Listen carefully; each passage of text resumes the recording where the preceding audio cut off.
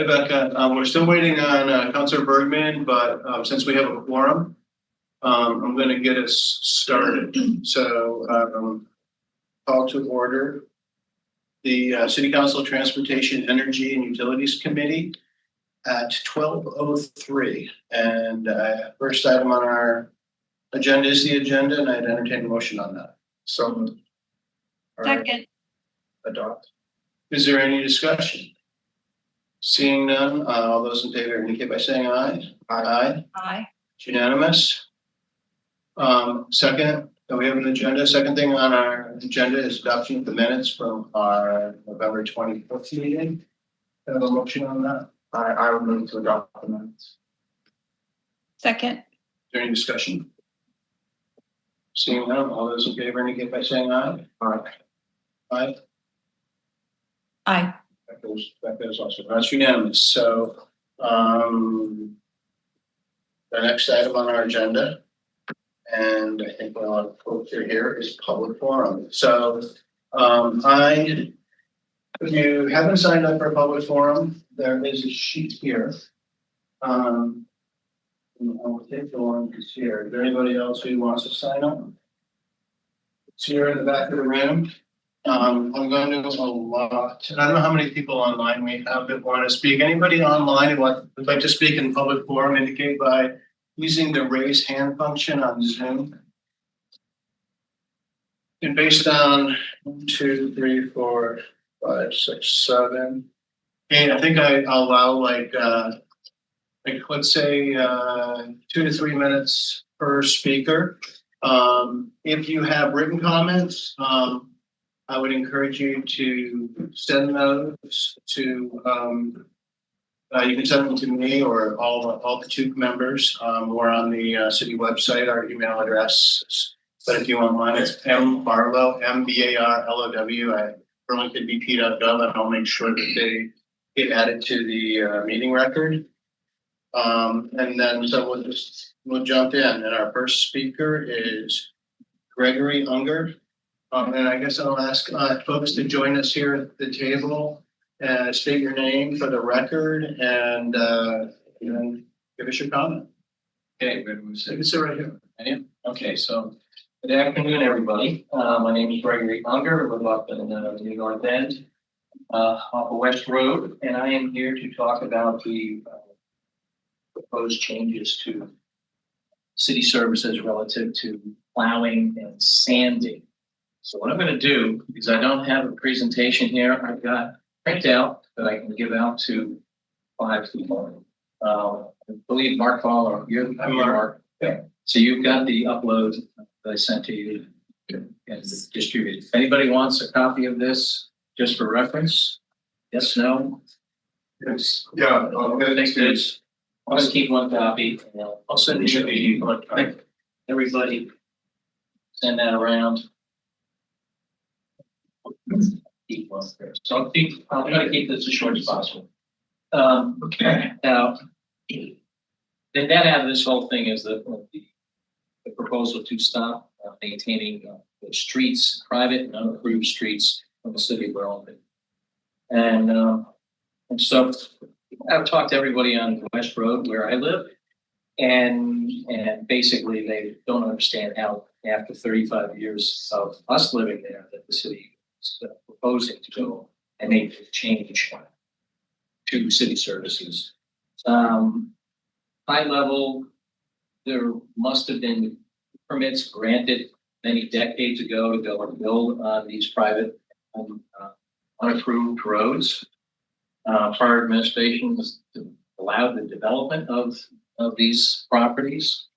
The change that's proposed here is, in my view and others, a public safety issue relative to emergency vehicles not being able to get down the road if there's a lot of snow and it's not plowed.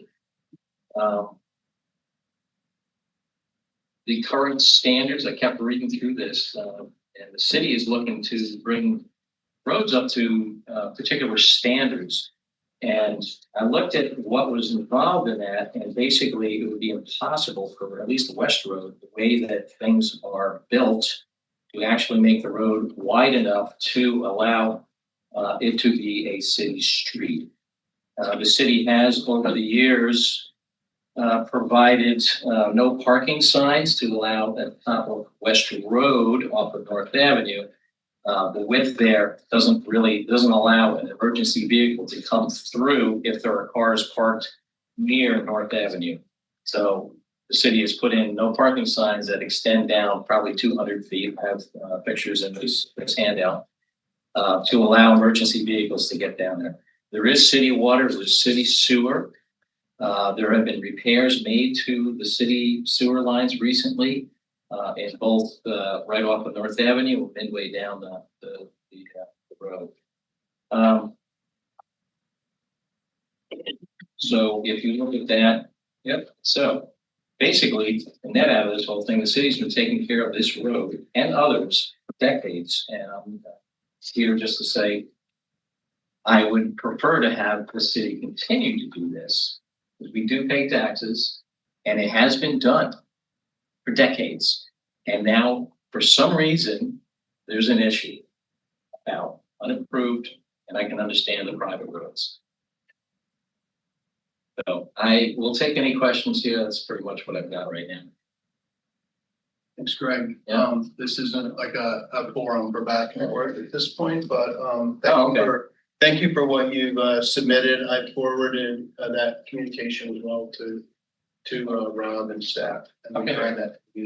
Thank you. Yep. If anybody, you have the soft copy of this thing, so.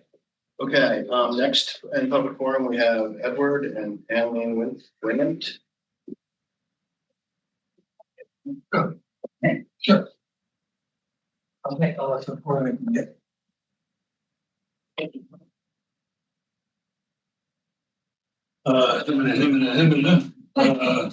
We're trying to, again, I'll just reiterate for everybody, keep it like comments to about 3 minutes if possible. Okay.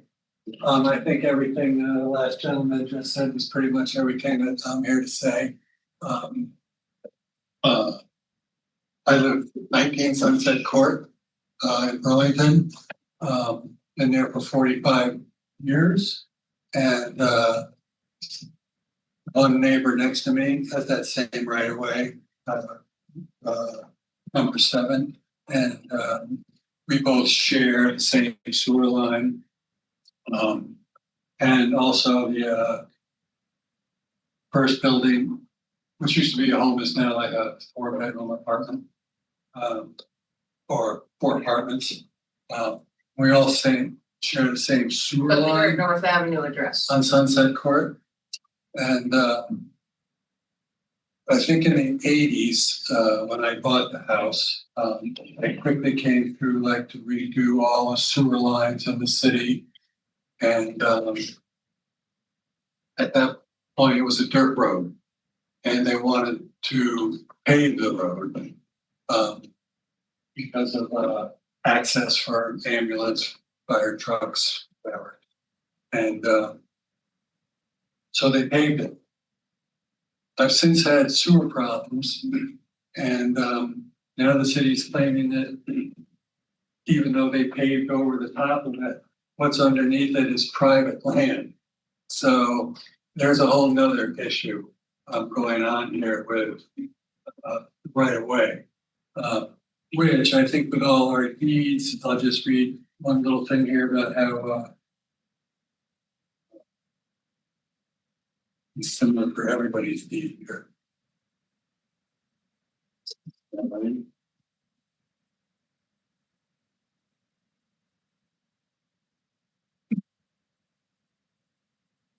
This is all during the development of hockey property. And so it's hockey that owned all the land where the right of way is to the other properties. So the city claims that like it's private property underneath pavement going over the right of way.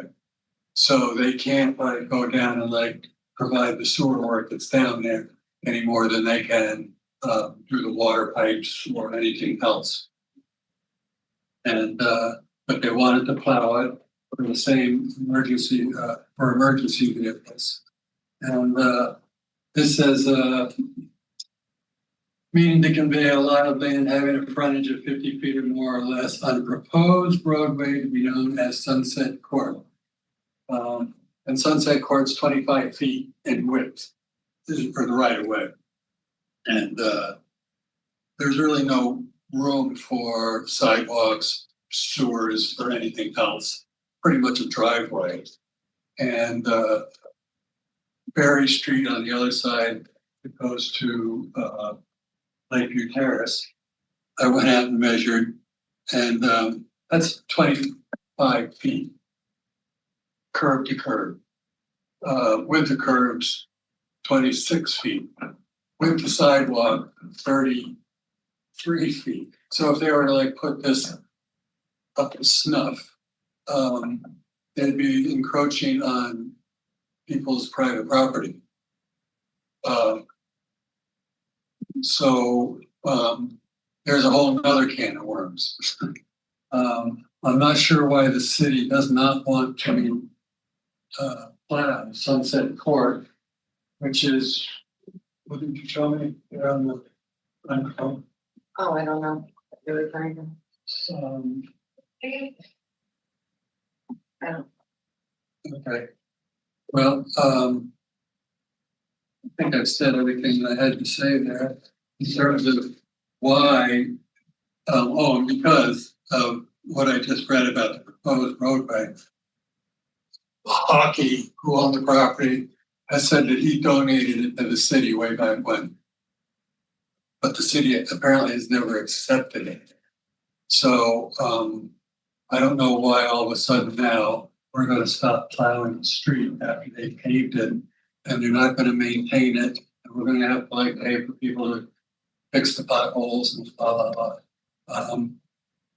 It's sort of like taking the city's problem that wasn't dealt with before we were even born as property owners, and dumping it in our laps that we're not going to have to take care of it. And sort of like putting a cart before a horse or something here. Well, I guess that's why you pay taxes too, you know, for municipal services, et cetera. So, Yeah, you know, it sounds like a you problem. Sounds like a city problem, and now it's becoming our problem. it We was would want to be treated the same way as all the other city streets, Burlington, and not have these exemptions. We're all living in a society here, so why can't we all just be treated equally? why can't you accept the street and just let it be? So we'll get into that and Okay. some of the discussion later, but thank you for your for comment. Next we have Bob. And I can't totally read the name. McCarron? Yeah, I got it. Yep. I've come to listen to Okay. what you folks are planning. Okay, so no comment from Bob. How about Bob Warrington? Yep.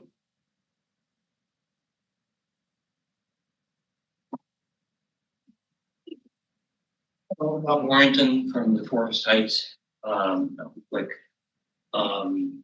What I read here was that this informal support system creates inconsistencies in service delivery and responsibilities across the broader system, street system.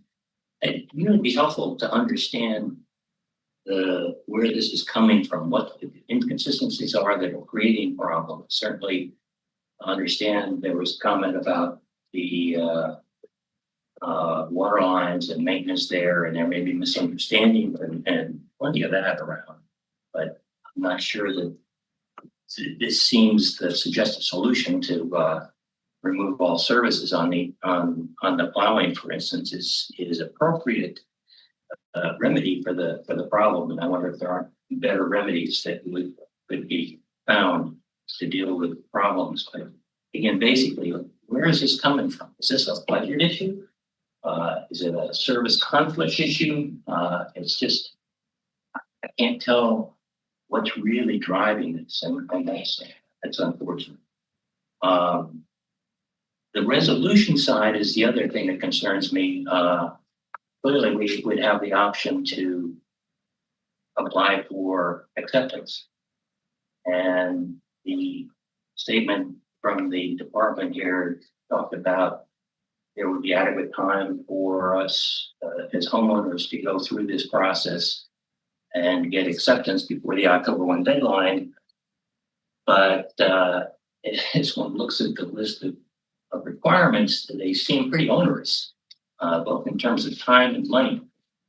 So that it's a little hard for me to imagine that it's possible to come up with, get all the homeowners together, get funding to pay for lawyers and surveys and all of this stuff in a matter of what's now going to be 9 months. So I think if this does go through, there should be good reconsideration about the time frame. That's all I got. Thank you. Thanks, Bob. Next one, Jake Schuman.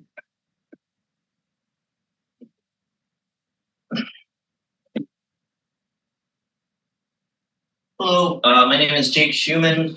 I live in Ward 7 on North Cove Road. I can be long, so I want to block going. So just a few statements of fact that I want to make real quick. On North Cove Road, there are 6 streetlights. I think that's about a streetlight every 150 feet or so. So that's an error in the memo. North Cove Road is used as an example. Another important thing to note is that North Cove Road, there was a property that was owned by the Muirs. When that property was owned by the Muirs, I believe it was 15, 20 years ago or so, they installed a curb. The city went after them with a lot of force and fined them tens of thousands of dollars for installing a curb. It's listed as an example on North Cove Road that we don't have curbs, and that's a problem. So I think in resolving legal issues, that's something to look at. I also want to say that I believe North Cove Road has existed for over 100 years because my understanding from neighbors is that the flood of 1926 formed North Cove, and that washed out the fork that one of those forks is going to.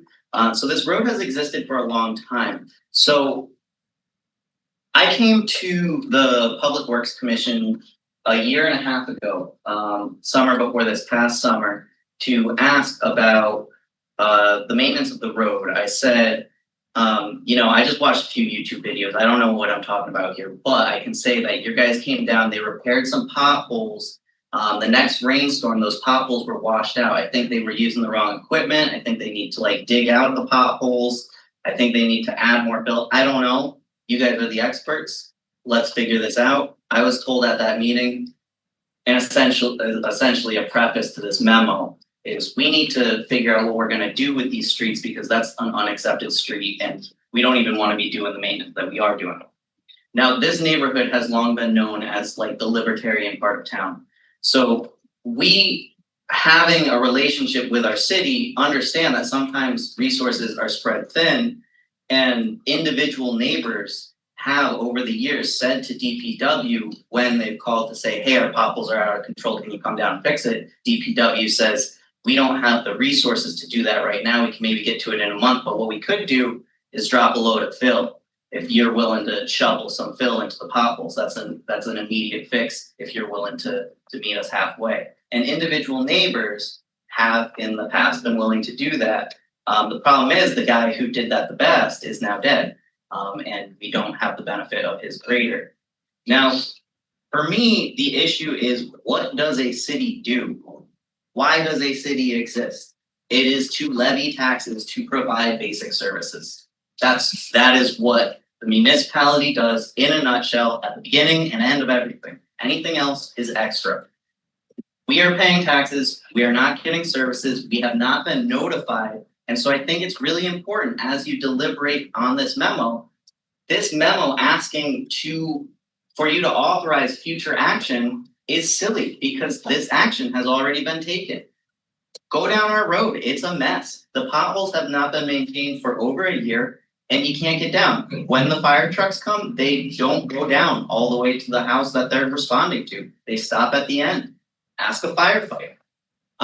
So for me, when we've talked to the city about this, we've all individually gotten different answers through different avenues. That's important to note because the city's engaging with everyone individually, but nobody collectively. The city needs to provide leadership here. If a change is going to happen, they need to facilitate the conversation for the neighbors to figure out what the change is going to be. I want to note that I think any change should be cost neutral. And I also want to note that if the city says this is not our responsibility, common law dictates that for the past 100 years you've been maintaining the road. If it's not your responsibility and it is unclear whose responsibility it is, then it remains your responsibility until it is clarified. I think this abrogation of civic duties, like the very reason for the city's existence, is very noteworthy, and I think heads need to roll. I think it's really messed up, and I don't want to pay my taxes as a result. Thank you. Thanks. We've still on pause, it's just gonna elongate. We do have to get to the deliberation of this item, so we'll continue with Ann Rosenblum. And then there's another name here. Okay. Thank you. I'm gonna try to do this really quick. So my name is Ann Rosenbluth. I'm a resident of North Cove Road. I've been there for 10 years. The city has graded our road, plowed our road. My expectation when I moved in, I did ask about plowing and upkeep of our road. We were told that it was always taken care of by the city. One of our residents moved there when she was 12. She is now 84 years old. For 72 years, she has seen that road plowed and graded. That is no longer being done. We weren't told in the spring we were waiting for the grading to happen, just like it has every year. It never happened. When we called the city, we were told we've never done that, which is an outright lie. We weren't told any of this. This is the first that we heard when this memo about no plowing came up. Emergency vehicles cannot go down our road. We have elderly people. It's 16 homes. We have people who are veterans. What happens if there's an emergency? If there's a fire at the end of our road? It's great that we have fire hydrant, but if the fire truck can't make it down, what is going to happen? We are taxed and levied property taxes at the same rate as the rest of the city. So the city is fine taking the same rate from us, but taking the services that everybody else who is paying for that property tax levied at the same rate as I am and as the rest of the people on these unaccepted roads are, but we are not getting the services that every other person is getting. And that's ridiculous. There are other examples at the end of North Avenue from Duraway Drive down to the wastewater treatment facility. There is not one street light.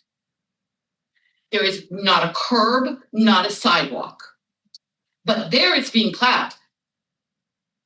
But these are the reasons that we're being told that we're not plowed. So you can't pick and choose where this is advantageous to us. So we're going to continue plowing. But these are the reasons that we're not going to plow your road. But we will choose to plow other places that are advantageous to us. We are not a rich road. We are the river rats. We are down by the river. We are on a floodplain. Most of us already pay flood insurance. This is becoming cost prohibitive. And if you want to drop our taxes because you're not giving us the services we're paying for, then that might be a conversation to have. Thank you. Thank you, Ann. Next is Ellen. Is it? Heather. Heather? Yep.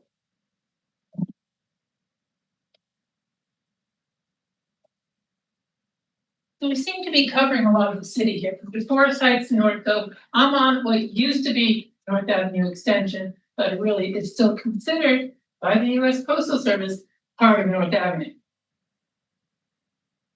Down by the mouth of the river, so I have one question is the same as everyone. Why now?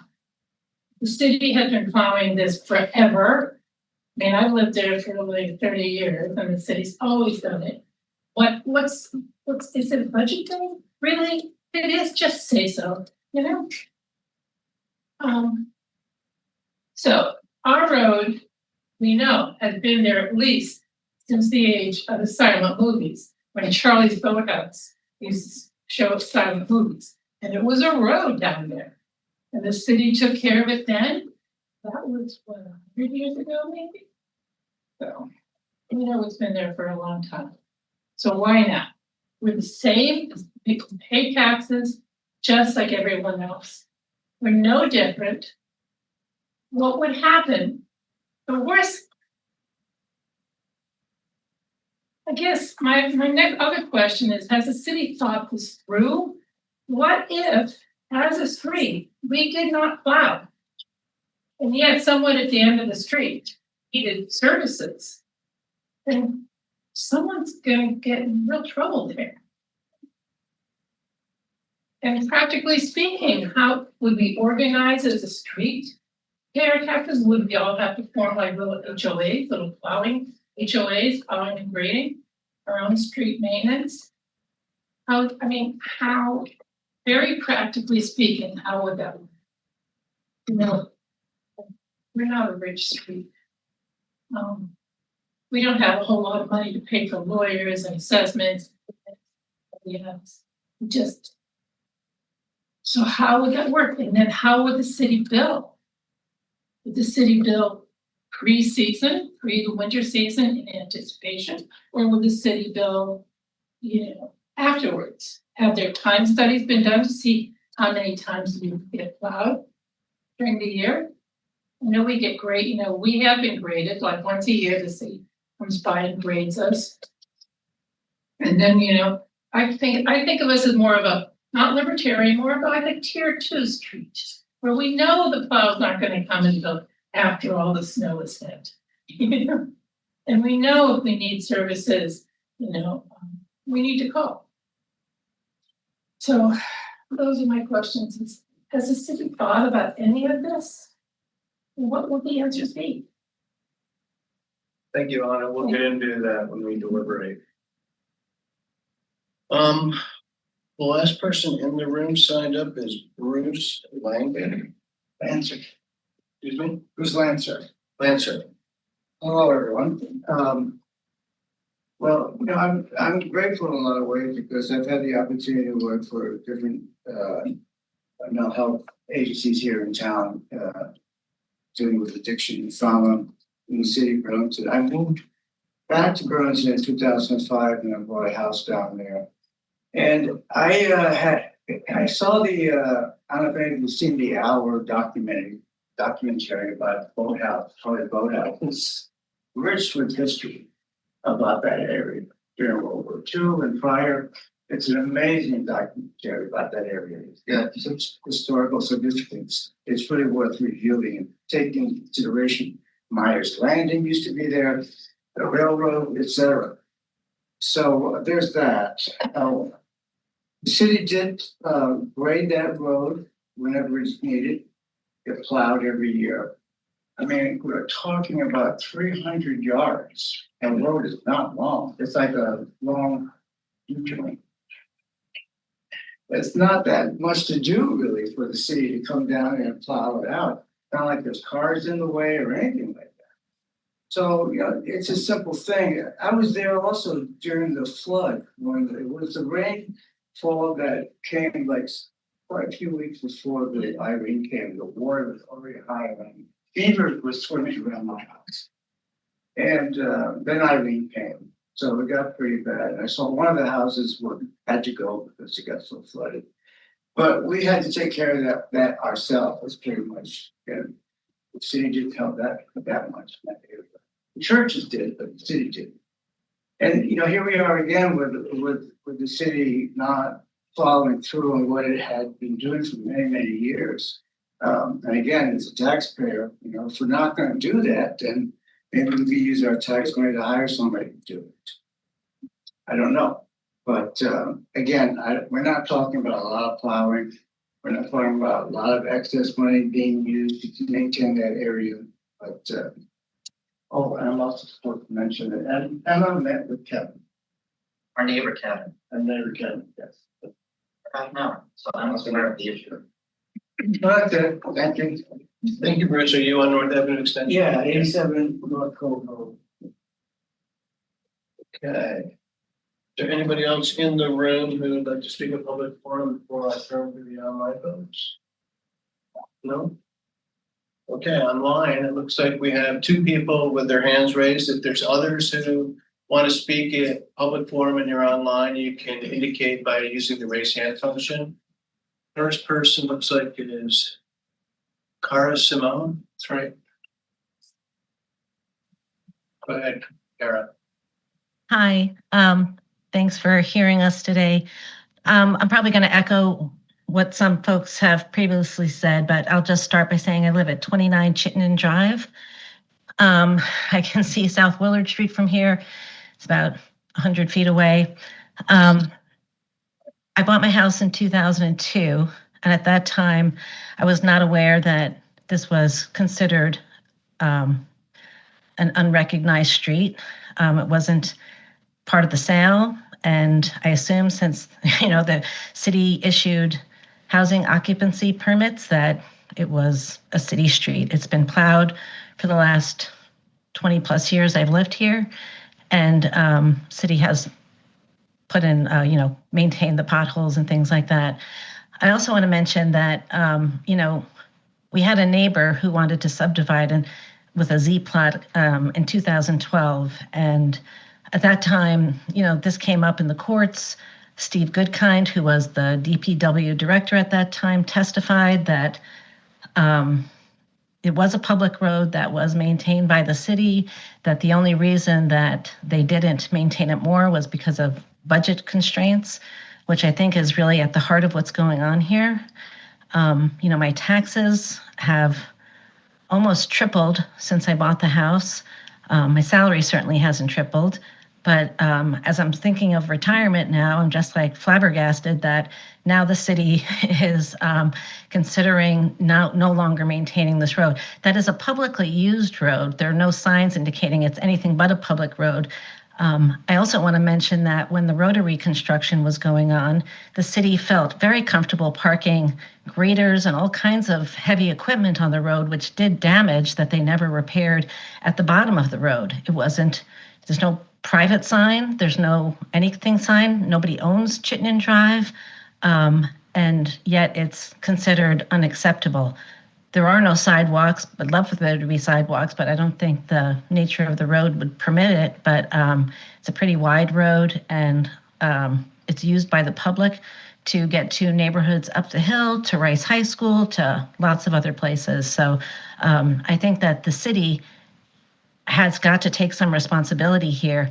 I certainly, I'm paying $13,000 a year for a raised ranch in on the edge of a very nice neighborhood, but I did not sign up for repairing sewer pipes or, regrading a road, and my property value is certainly going to drop if this thing goes through. And I would assume that my assessed value of my house by the city would also drop significantly if I would have to take on the costs of maintaining water pipes, sewer pipes, plowing, and road repair.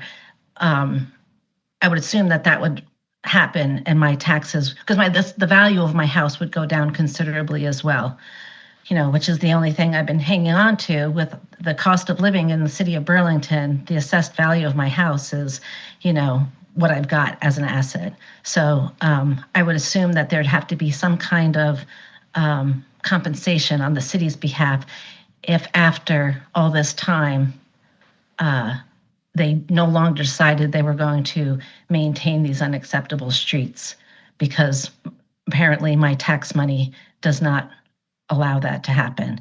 I also want to say that there is a record of the city charging the neighbor who ultimately won her bid to subdivide her property for a curb cut. And if this was a unacceptable or private road, then I don't know how that would ever have happened. But that was in the not too recent past. A lot of us are older and have been in these houses a long time. There might be this, when you hear private road, there might be a connotation that these are incredibly wealthy people who can afford to, run their own separate city aside from the city that we pay taxes to. But I assure you that's not the case. You're hurting a lot of vulnerable people who are older and living on fixed incomes. with this. This seems like kind of precocious, creating a lot of stress and anxiety for people who have been nothing but, good citizens in the city of Burlington for many, many years now. So I hope that this doesn't continue and that the city actually adopts these roads and starts maintaining them for the safety and well-being of everybody instead of playing these games. Thanks, Karen. You're welcome. And last, we have Robert Bristow Johnson. Robert, since I know you, I will remind you of my 3-minute guidance on this one. And so the floor is yours. All fine. I'm going to be briefer than that. I have written comments. They're in the agenda packet. I verified that. I'm grateful that they're included in that. All I'm going to do is ask that you, I live on North Cove Road, by the way, so I can join Ann and Jake about the concerns. All I ask is that you differentiate between the notions of living on what is being called an unaccepted road, I guess, and people who actually live in condominium and housing developments that when they were permitted and built, an infrastructure was made for them to maintain their own road, it's a big driveway, and they pay HOA fees, they pay condo fees that supports the maintenance of their own private road. And so that'd be kind of like comparing us to Clare Point is kind of fallacious because Clare Point is a private road and it should be plowed by, they can hire a private plower or they can contract with the city to plow. But that's much different than North Cove Road, North Avenue Extension, and some of these other streets that the woman in the South End that just spoke. It's different than that when we live on a public street. And when we bought our homes, we did not have a covenant that we had to pay an HOA fee to do road maintenance. We don't have that. And there's no way that we can put together such a neighborhood association for the street that we live on. That's all I wanted to say. Thank you, Robert. Is there anybody else online who'd like to speak in public forum? Indicate so by using the raise hand function in Zoom. Seeing anybody? So let me just note that I sent the committee as well as Rob comments that were submitted previously by a resident of Chlorine Court, Nicholas Kelly, and that should be reflected in the minutes. It's uploaded now. Thank you very much. Okay. And yeah, that's a good point. Anybody who has additional written testimony, please send it along. You can send it to any of the committee members. You can find us on the Burlington BT website under the Transportation, Energy, and Utility Committee. And we'll make sure it gets attached to the meeting because some of the information that's been shared might be helpful as we try to figure out ways forward on some of these streets. So thank you for everybody who spoke. I'm going to go ahead and close public forum and we will get into our deliberative agenda. And the first thing on our deliberative agenda is the unaccepted streets item. So I'm not sure who's leading on. Yeah, I'm going to say a few quick words and turn it over to the technical staff. Okay. And I just want to thank everybody for being here. I'm Chapin Spencer, Director of Public Works. This will be a process going forward, and we will take the time to get this right. This issue of unaccepted and private streets has been a decades-long challenge. This is not a recent issue. It has been a challenge for city staff, for residents, and the council that has grappled with this every couple of decades and has made progress on it, but it's still left us with some unfinished work to do. We will continue existing services while we have this conversation, and we put out a date of next October as saying we will continue historic services through that date. That was intended to be an indication that we have time to have this conversation and that there will not be changes. We will push that date out if we need more time, but if this is a process that's going to engage all of us, the council, the public, and staff. Why are we doing this? We got this question a number of times, and I'll certainly let staff get into much more of the detail. But the lack of clarity around ownership and responsibility creates friction and ambiguity, and that is felt between councilors and residents, between staff and residents. We all deserve to have clarity around ownership and responsibility. And the council will ultimately decide which direction best suits the future needs of the city. And the ambiguity and the friction between us does hurt our effectiveness in providing reliable services. We sought to replace a pump station on Fletcher Place. The disagreement about who owned that street slowed that project down for a long time and cost us significant money. There's been a debate on who owns the sewer on Sunset Court, and that has been going on. There's been a frustration for property owners, councilors, and staff. Who maintains the road on North Cove Road? All of these conversations add up and are stressing the community and are stressing staff.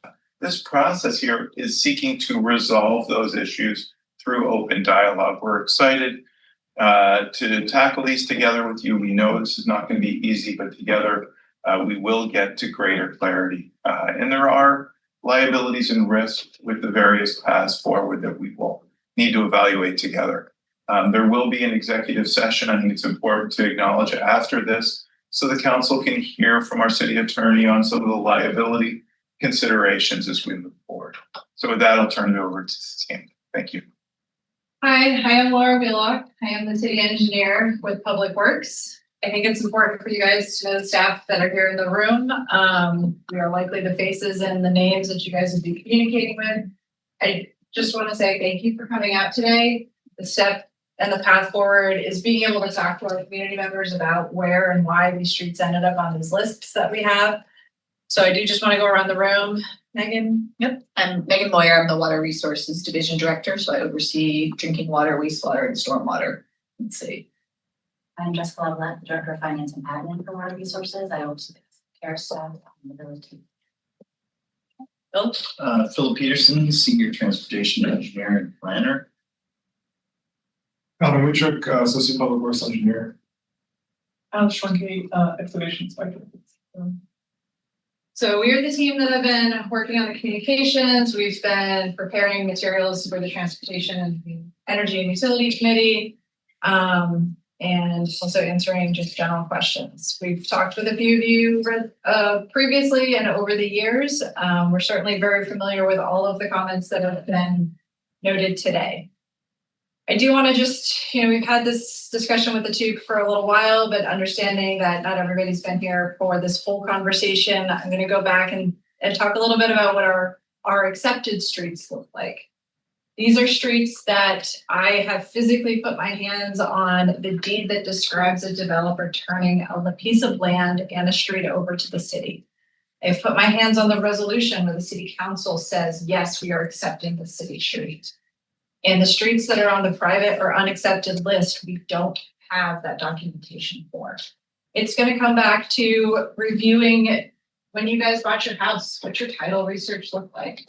There's records that exist in a lot of places, and we're here to say that the city just doesn't have the records that we need, if they exist, to say that your street was accepted. The challenge of maintaining these roads. So several of the questions today have been about the budget.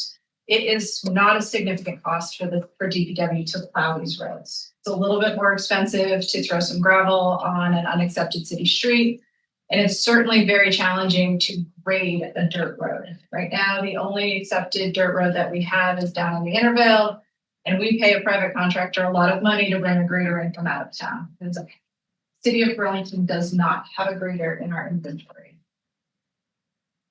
If we were to provide that service on North Cove, North Ave Extension, or some of these others very, very tiny unaccepted streets that are still dirt, it would be an increase in cost.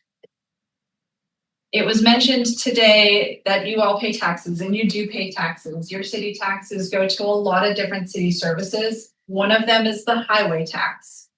The highway tax is based on the streets that are on this list not being primary maintenance repair streets for the city of Burlington.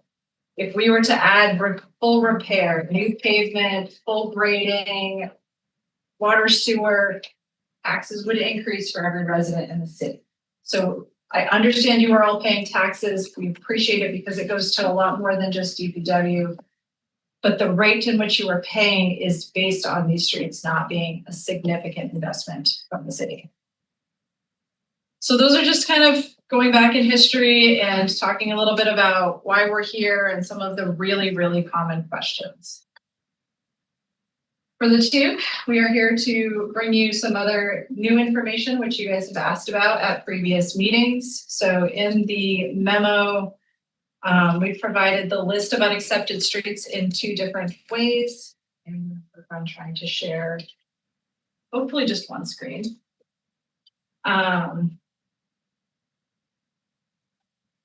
This should hopefully share my whole browser window, but we'll see how that goes.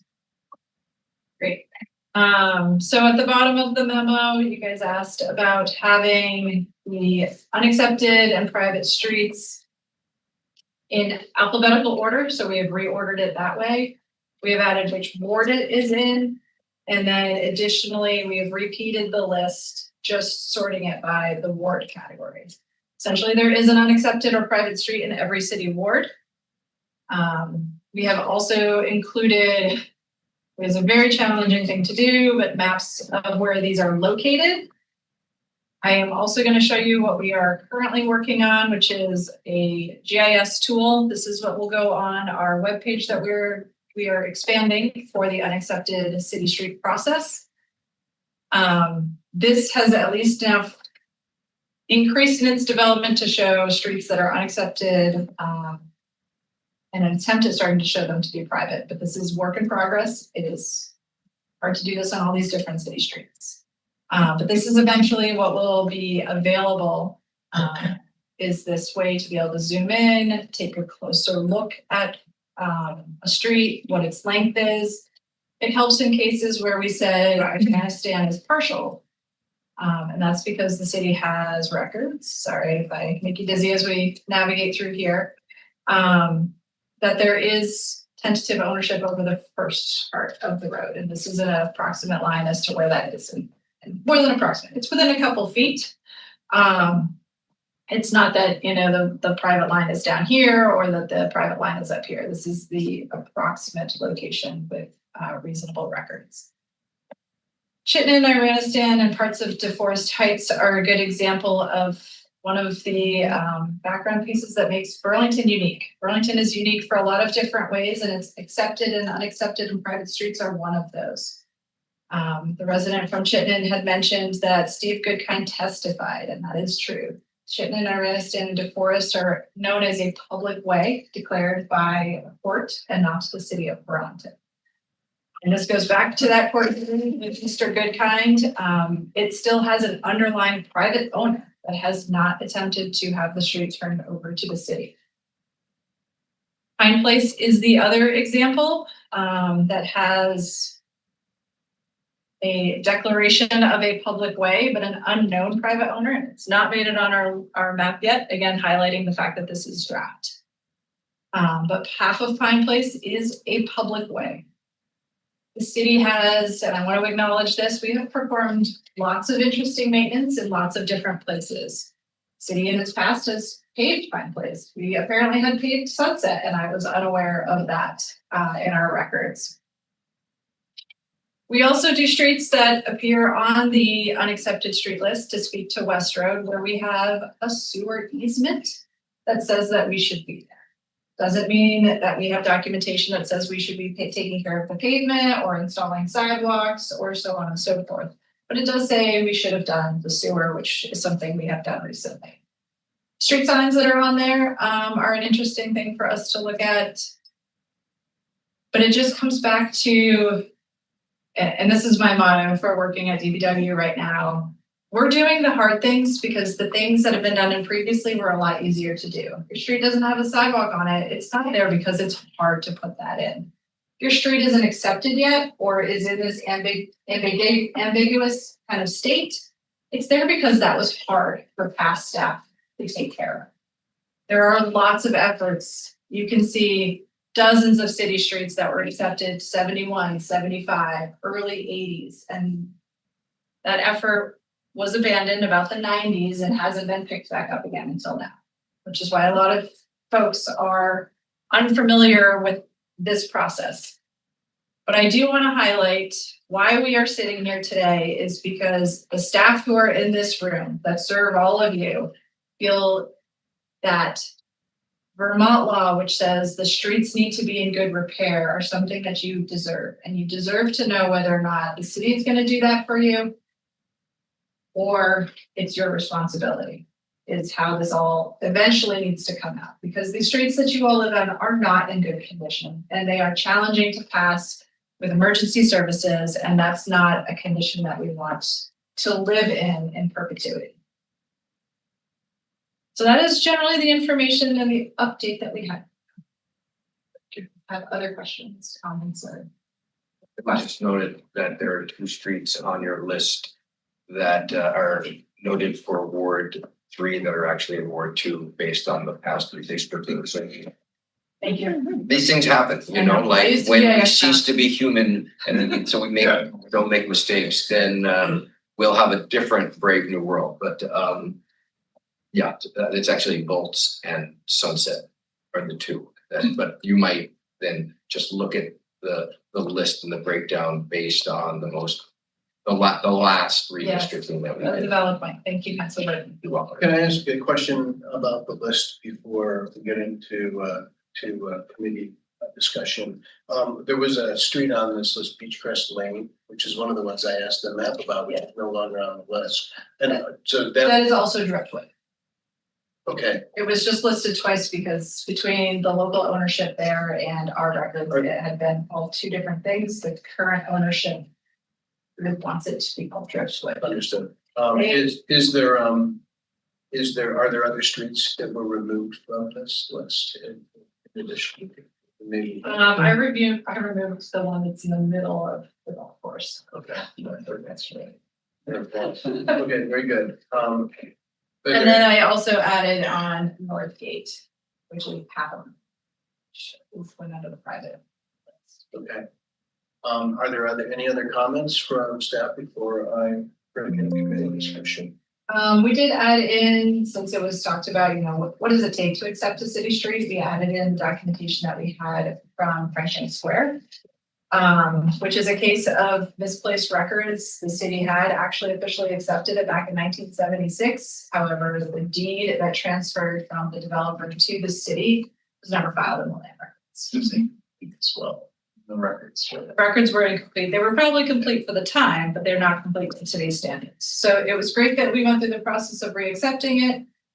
We were able to monument it, survey it, assess its conditions, and then we added the cost of what it took to bring a road from 1976 who had little to no maintenance and certainly not from the city up to standards.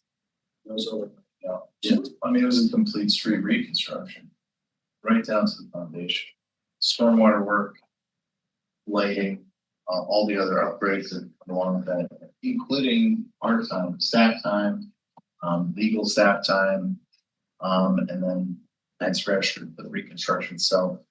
And it, it is a multi-year effort. So even if we do whatever decision to city council decides to make, this it's ultimately city council's decision to make. This will be a multi-year process that involves legal, engineering, operational, financial consideration.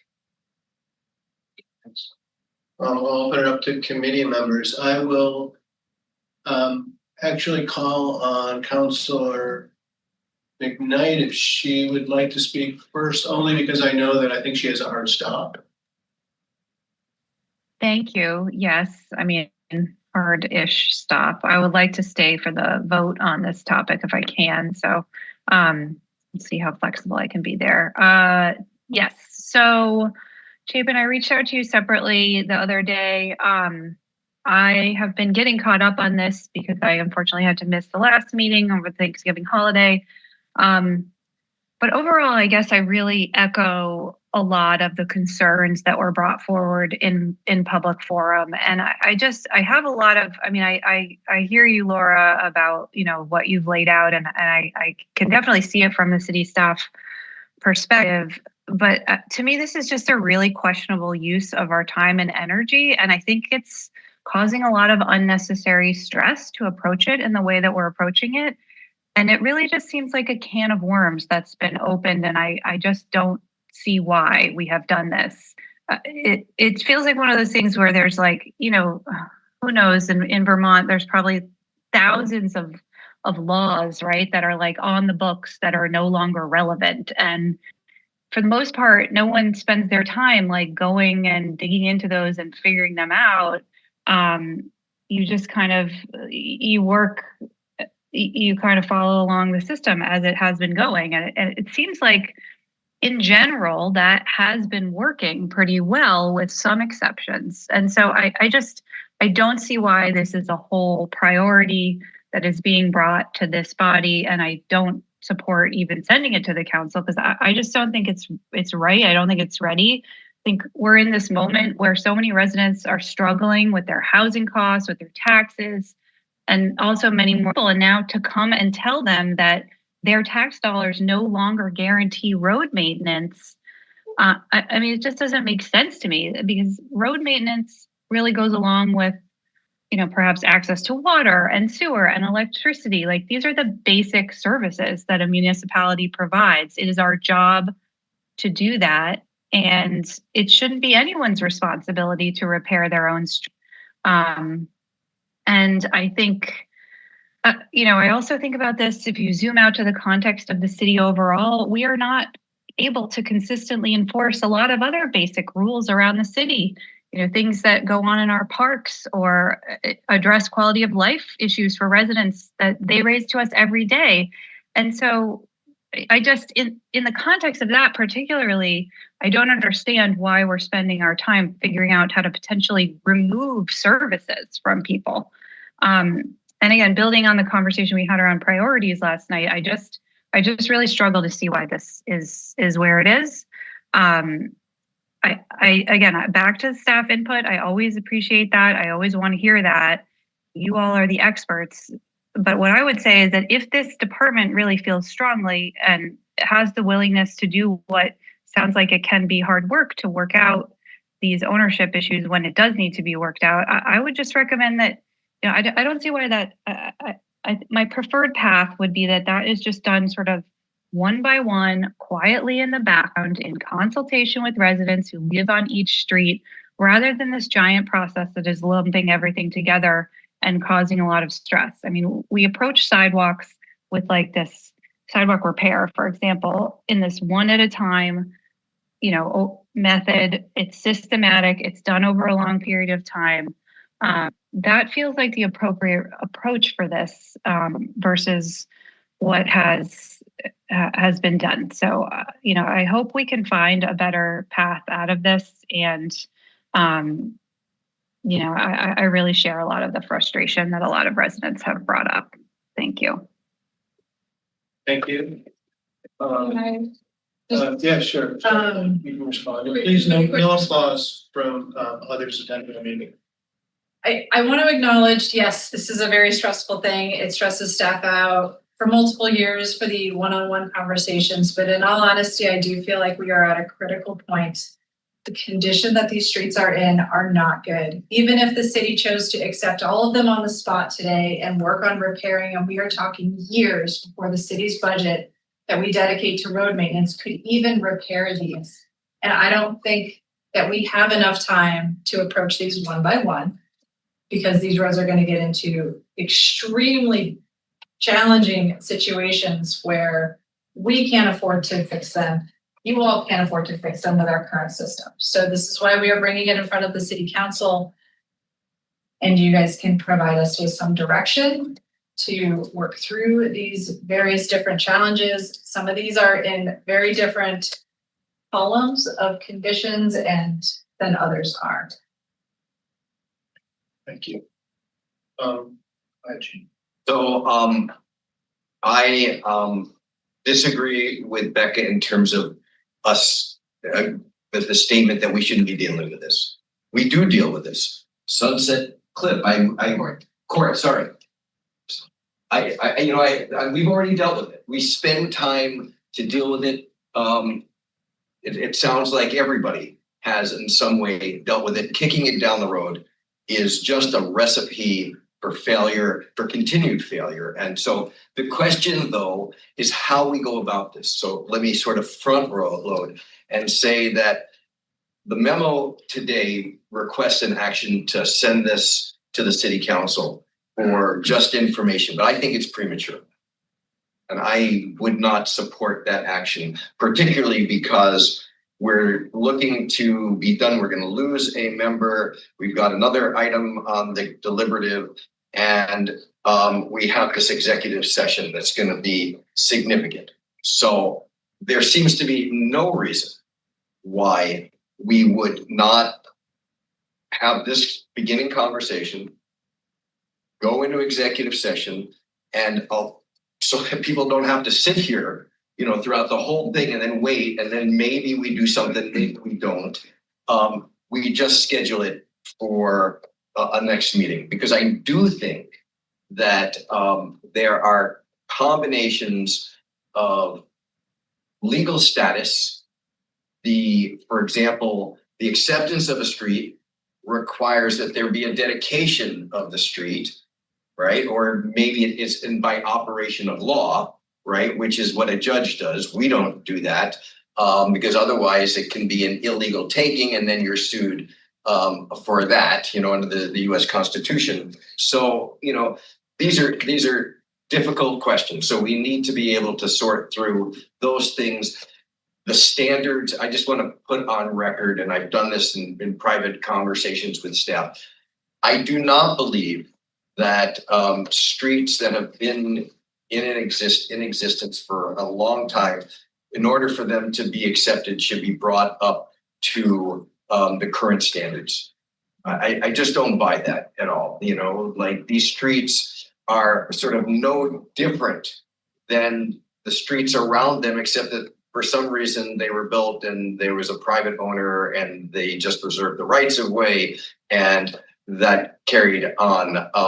But I look at a street, Pomeroy Street, in Ward 1 that has no sidewalks. Our current standards call for sidewalks when there are people, and that's an accepted street, right? And you've got Encore Court, not all that far away, but not directly, that doesn't have any sidewalks. I mean, it just so it doesn't make any sense. I don't know if you've got sidewalks. I can't remember. You don't have sidewalks, but it's like a big deal, right? At a certain point, at the time that they developed these streets, there were standards, and that would be helpful for us to understand. I know. I mean, and I actually, like, having worked for a long time over the course of a number of decades. Work is hard, and and I totally appreciate it. This stuff doesn't get done unless people do hard work. So I understand when I'm suggesting that there's more work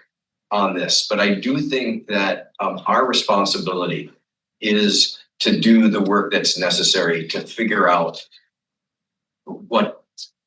what's right to do, and that includes understanding when streets were developed, what the standards were generally at those times, how the streets around them were and are, and the work that was done. I don't think that you can get to a decision. I can't necessarily get to a good and honest decision about an acceptance of a street without that.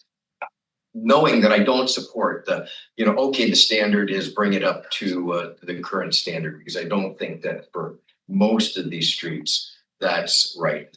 And let me just sort of end by, the big unknown and the really difficult thing to me is what's hidden under the street. I was sort of brought up with Sunset in terms of the water system. And that's a big deal. And I have not actually figured out how I want to, how to think about it in a way which is just and fair. And as we move forward on that, part of the conversation when we get to a point of figuring out that streets should not be accepted and there needs to be something that needs to be done with those. Part of that something that needs to be done with that is a look at the appraised value, right? Because as the woman on, I think it was Chittenden was talking about, you know, the fair market value of your house, of which we are assessing properties at for tax purposes, you know, is adjusted by things like you've got to fix your own street, right? But the chances are, I don't know this for a fact, but I would bet dollars for donuts that that it really is not part of the calculation, or it's not really thought about. I might be wrong on that. I might lose those dollars, but I think that that's a consideration because the siloization of it all is not right, and we'll just, it's like kicking the can down the road. So I guess in some, I want us to get an initial conversation. I want to go into executive session. I want to have this scheduled for a subsequent meeting here before anything goes to the council, so that we can sort of figure out the process and give guidance. Thank you. Sorry, just a quick point of information. Sorry to interrupt you, Merrick. Mark, are we going to vote on this after Merrick does his comments, or will it be much later? I just need to know for timing purposes, please. Well, spoiler alert, I'm not ready to take action on this either. So that would be 3 of us on the committee who are not ready to take action on this, and perhaps 4. I'm sort of out on a limb, but I would think that we're not going to take action on this, and we're going to continue this conversation. Okay. I will move that. It's a little premature, but if we need to be formal about it and you want to move that now, we can vote on that and continue the discussion. Sure, let's get it out. Let's get it out of the way so that. Thank you, Gene. You're welcome. I move that at the end of our conversation, we set this for another TEUC meeting and take no additional action here. Second. Discussion. All those in favor of the motion as stated by Councilor Bergman indicate by saying aye. Aye. Aye. That's unanimous. So we won't be taking action tonight, but we'll be continuing this conversation. I also have questions, comments, and other things as well. And then we have the executive session where we're going to hear from the city attorney's office on their perspectives on some of the legal liabilities of having these streets in an unaccepted state. So go ahead, Mayor. Thank you.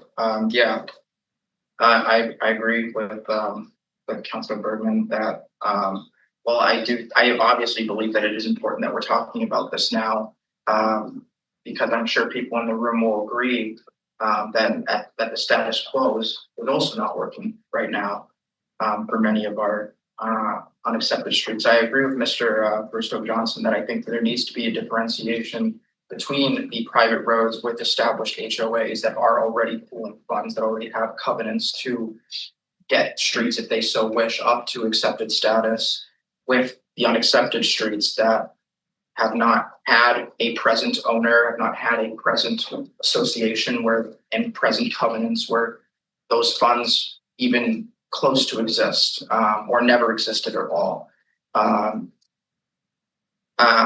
I agree that I think this needs to stay in the committee. I at least need to hear this executive session before I would have ever made a decision on that. But I think given my own opinions and the opinions of the folks that live on these streets, I think this just needs more time. I don't think there was any malice with the deadline of October 2026, and I am appreciative of DPW saying that it is obviously a fluid deadline, but I can see how it could be very anxiety inducing for residents, even if it is a fluid deadline. So I think we need to look at that as well. But I appreciate folks for coming out to talk to us about this. Thank you. I just provide one comment on that. Absolutely. So the deadline was set, it was intended to be far enough out that all services, as Director Spencer mentioned, would remain over this season. If North Code is not being filed right now, please let us know, because that's not our intent. It's being cut. Okay. Hold on. Yes, I understand that part, and again, the gravel is one that DPW stopped that practice formally about 5 years ago and you have encountered, for both your frustration and your luck, encountering various different city staff. By having a large department, you have found different individuals who remember the past practice and who have brought gravel for the residents to spread. It is not something that we budget for and not something that we plan for, but We don't deal with individuals, we deal with the institution of the city. And I also have a question, if we decided to buy gravel from the city, would that be possible? Well, we can get into that, but right now we're gonna deliberate on this item, and I'm happy to talk with you offline. Because I hear my constituent. Mark is a great advocate. But I do want to just finish my conversation about the deadline. So it was intended to be a reasonable deadline at the time that we were talking about it. We understand that this is causing significant challenges, but it's also been a very effective thing to continue to get this conversation started. And it's important that we do talk to everybody. It has been added to the website and in different responses to folks that at minimum, we will not stop services of town ministry without a 3-month notification. Bare minimum. This passes to March of next year.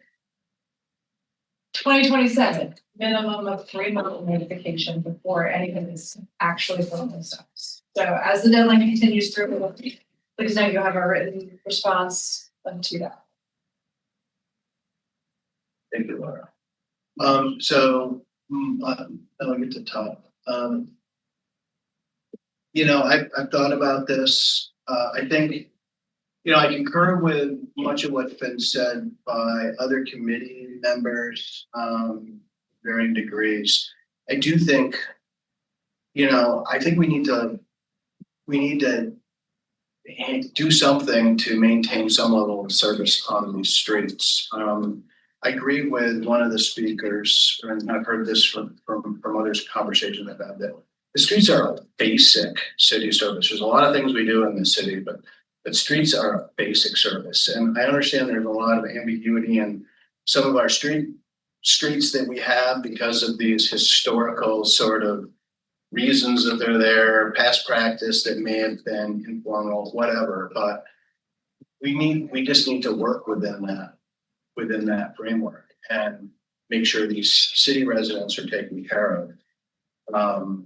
Also understanding that there's cost associated with it. There's staff time costs and there's actually dollar costs beyond that.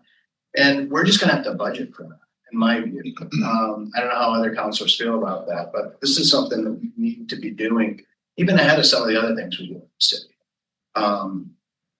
So that's sort of where I begin. I will say that each of these streets has their own sort of story and history. We've heard some of them here tonight. We've heard others communicated to us through email, and it's going to be an arduous process to go through these streets one by one. And I would break them into 2 camps. There's the ones that as were mentioned, are part of formal HOAs, like, some of the condo associations.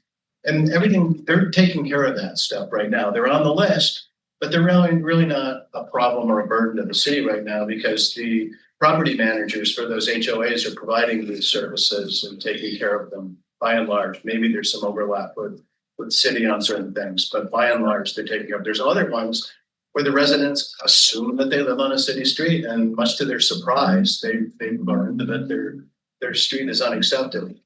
Those folks don't have an HOA. If we were gonna start charging them for city services, who are you gonna charge? So these are streets I think we really do need to look at one by one, see where what they get, what their deficiencies are, and how we might accommodate them. I agree with Councilor Bergman in that, I know we have, and I think it's great that we have current city standards, we got the engineering standards and everything, and we have really good standards now, and we haven't always had that. And some of these streets were streets before we had those standards. So do we acknowledge that and accept them in some way, maybe with some modest upgrades, and we live with various things and we note them? I don't know, but this is something that we would discuss. And again, I believe it's on a street by street basis. And the other thing, I guess, so I also think the timeline is way too aggressive. And I think that while we're sorting out all these streets, that we need to sort of do it at whatever pace is required based on the level of staff time we have to devote to this effort, how we prioritize it as a city. And while we're undertaking this, I believe we should be committed to whatever past practice has been on this. And so that's sort of where I am right now. One of the things, and I'm glad Megan's here today, is we had questions about like with the water considerations. And I don't know if you could, in like a very quickly summarize some of the concerns and challenges with respect to water, because we couldn't get into that last time because you weren't here. And then maybe we would end there for now.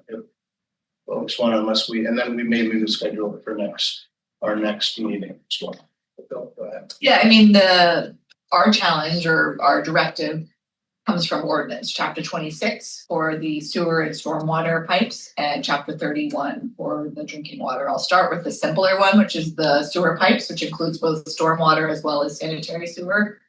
And basically, anywhere in the city, except for the main, the sewer main, and the sewer mains are defined by whether or not they're on a public accepted, not private street. The pipes, all the other pipes, all the way up to and including where it goes into the sewer main, are considered private and have been, as far as I've ever been told by the city attorney's office. So even on a public street, the pipe that goes from the house, even as it enters into the city right of way, is also still considered private. I think we provided some of the citations in the memo about where at least past city attorneys have provided that decision. On the drinking water side, it's a little bit different, but also centers on the right of way. Basically, the pipe that goes from our public water main, which is what we consider the pipes in the public street to be, the pipe between the water main and the street right of way line. The financial responsibility is 50-50. So if we, on a repair, if you're running a new water service line, it's 100% on the owner. But once that service exists and we have to repair it, say it breaks, or we go in and we work with the homeowner to replace it, that part is 50-50 cost share. And then the part from the roadway right of line on the owner's premises, the private property, is 100%. I think what else? I guess the other hard part with the drinking water system, because of public health, we have rights or authority, and it is our system. We are regulated on our system all the way up into including the meter inside your home.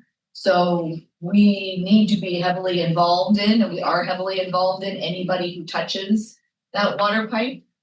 But then it's sort of the financial responsibility is divided. And it's not simple. It's hard, because if I really want to compel somebody to fix the part that's in the roadway before we come and pave it, I in theory have to convince somebody to pony up half of it. So it has caused challenges, and I think it's great that we're having this conversation. It is going to be arduous. I mean, I think one of my concerns we have to do the research. I don't know what the process was on the city level for review of subsurface infrastructure on private roadways if that street wasn't planned to be dedicated. And so we want to be careful, because the costs could be enormous to bring up those some portions of the system that are subsurface. Some infrastructure like sewer mains and sewer pipes, you can put a camera in. Water stuff, all we can go on is what we think the material was and maybe some information, anecdotal information from various properties. I believe Jessica was doing some research. She's sort of our historian internally in water resources. Some of the pipe materials on these private or unaccepted roadways may be pretty small diameter galvanized pipe, which can be problematic from a water supply perspective for those properties. So it's not going to be an easy process to figure all of that out. Okay. Is that? Yeah, that's Is there- helpful. yeah. And I think obviously as we go forward, we have to make, and I'm sure that was always the intent, is to make sure that those concerns are also grouped in. Yeah, if we're going to be kicking the hornet's nest of the private streets, it will necessarily involve the sections of this ordinance to figure out what we can do, should do, what to do, all of those things, and how we can pay for it. Are there other comments? Yeah, I got it. So in listening to the conversation, in looking at the map and looking at the list, I think it is going to be very important for us to separate private from unaccepted. Right now, we've got this giant list, right? But there are some that are clearly, and people have referenced it, and I think that I know that this to be a fact, that they are being under the control and responsibility of a private party, like the North Gate stuff, Rock Point, right? Lane. So, and although this all is hard, right? Dealing with them separately and perhaps dealing with the private ones first to get them out of the way would make a lot of sense. Now, there's maybe some that are, that shouldn't be in the, there may be some difficulties with them, the Forest Heights and the partial with, Chittenden or something like that. There may be some, but I think that the number, when I just quickly went through the list, is going to be small. So that would be one suggestion that we do, because it does not seem to be wrong for a developer who has developed, they have these private streets, it's been permitted, they have the responsibility, and they've set up the system, for them to continue that. And then if you want to contract with services for the city, you do that. You don't have to, blah, blah. But, and that would probably, I think, a very quick count, I probably missed it, was like 31 or so of those private streets. I just wrote it down. Maybe there's 30 or 35, I don't know. And the total number is how many? 55. So I mean, so that then we, that becomes a meal that we probably can eat over a shorter period of time. And I think will be a lot easier to deal with. The other ones, I think that we want to think about how they get grouped in a way that we can do that, because people in similar situations should be treated similarly. So we can, for your next meeting, create a list with a little more granularity of ones that have either an HOA or some other maintenance plan. You're gonna find streets like Northgate, maybe are plowing, that are not collecting fees to pave it. But we will work on trying to create enough granularity so that we can give you that information of what essentially city staff have in their heads. Yes. But have not tried to overwhelm with. Just in relationship to what we're not moving forward, but the, I think that if we were able to come to something that made sense for, say, the private streets, moving that to the council to get clarity makes perfect sense. Again, like we met until, I didn't get home until after midnight. I walked home, at 11:30 last night, and we're gonna just keep meeting. Long meeting. So if we don't have to put everything together so that you can have a reasonable conversation at the council, that's going to take a half hour, 40 minutes. That's better than trying to ram through something that's, that you're giving an hour to, but, it takes 2 hours or something. I guess I would also add that if we're committed to, I mean, in our budget, I know there's every department's doing budgeting right now, or we're starting to make some projections. Is we should account for maybe costs beyond October 1st and any budgets to provide some of the services. I'm just Okay. Just in case that's the route, and I think We're not adjusting the budget for this coming May. okay, yeah. Because again, it is a very, very small cost. And it's Okay. not one that we even have exactly, because we've never measured it. Right, okay. But your point is we won't make assumptions to change levels of service as part of the budget. Right. So we've gotten through a process. I am interested on the amount of staff time to do it and do it well. I brought that up to Chapin, like if we're gonna do this and go step by step, which I also tend to agree with. The legal review, the comprehensive engineering review, so that we know exactly what we're getting into.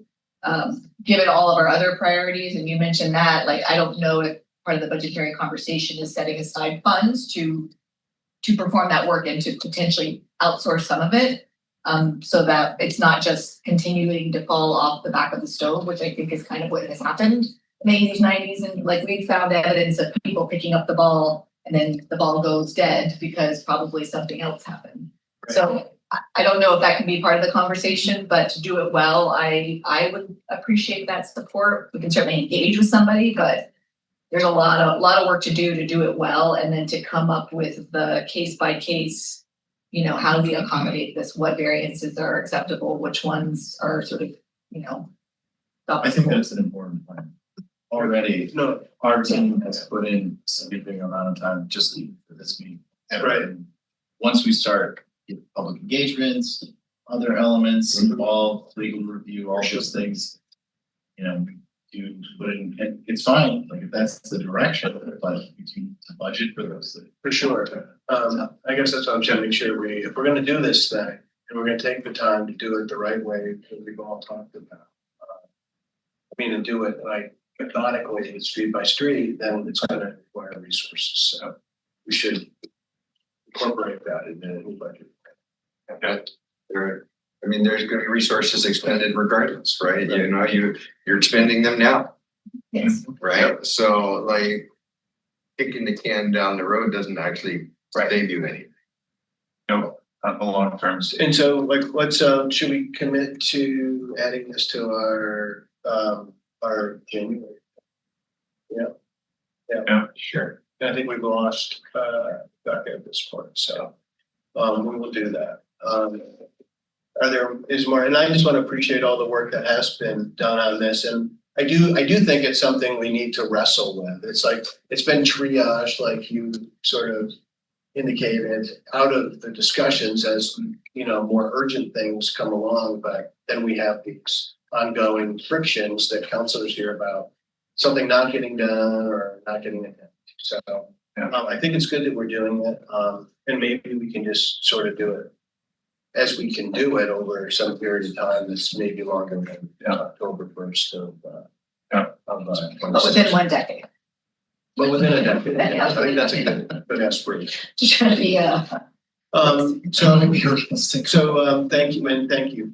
Because I do acknowledge that this must be a lot of work to sort of, you know, dig through, like, it's almost an archaeological mission. It is tedious, it's what we do, but really we're doing it to make sure that people can have their streets eventually repaired, and who's gonna do that. Well, and for it to be common knowledge, and not when somebody's dealing with a broken sewer line or a broken water line, that's when they find out that they are responsible. Right, that doesn't feel good to me either. I'd rather it be known that you need to assess and then plan for it and save for it, than for me to tell you that in the moment when you've got stuff going on.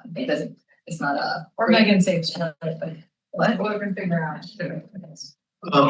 I have like just a scheduling question.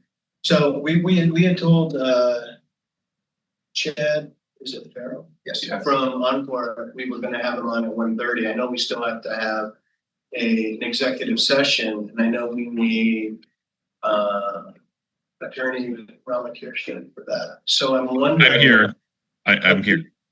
I see you there, Eric. I'm just wondering if we could bump the schedule around, or are you expecting us to do this now, Eric? Could we do the, I've been hanging on for an hour and a half for the executive session, and for my scheduling purposes, it would be great if we could have it now, but I imagine Encore's in a similar position.